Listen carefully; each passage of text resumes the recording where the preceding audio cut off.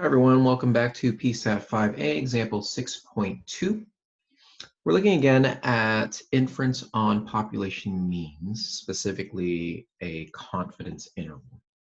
And then we're going to look at a different aspect of working with the confidence interval formula. So in this problem here, again, we're trying to estimate average commute time. So again, that tells me this is mu.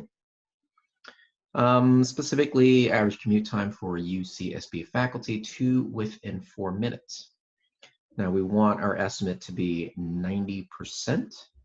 And the question's now asking, well, how many faculty members do we have to survey? So that is a sample size question. So even though my ultimate goal is estimating mu, in order to do that, we have to collect samples.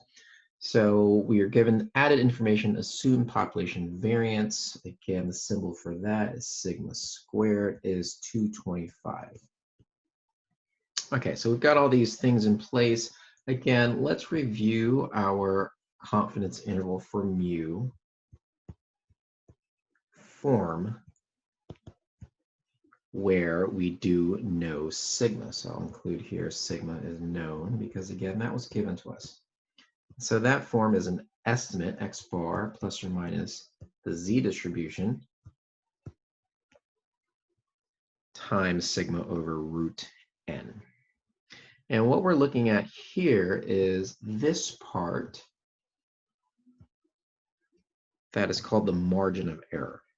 So this is how close we want the estimate to be. And as we see in the equation, this is dependent on sample size. So when doing analysis for statistics and we have to collect samples, well, one common question is how large of a sample do you need? Obviously, the larger the better, but if you can get away with the smaller value, that ultimately is going to be cheaper for us to conduct the survey. So that's what this problem is exploring. It's giving you the parameters of your estimate, and we're doing the groundwork first of trying to find sample size. So what we're given is this. We want a relationship between the margin of error and the sample size. So this is the formula we're working with. And what we have is we have a margin of error of 4 minutes. So if I plug everything in, this is 4 from right here. So this is our margin of error. Now, similarly, we have to use a table to find the z-score that corresponds to 90% confidence. And you can find that in your tables. And by looking this up, I get 1.645. Now, sigma is the population standard deviation. We're not given that, but from this value right here, we could calculate sigma as the square root of 225, which is 15. And that's going to allow me to insert it into my equation. And then the sample size is what we're looking for. So by working through the relationship here, I'm not computing the entire confidence interval because the problem's not asking me to. Well, maybe in a later part it will.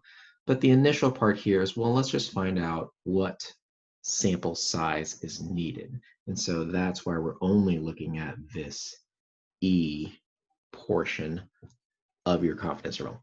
Now that I've plugged everything in, I'm just going to work through a little bit of algebra and solve for n.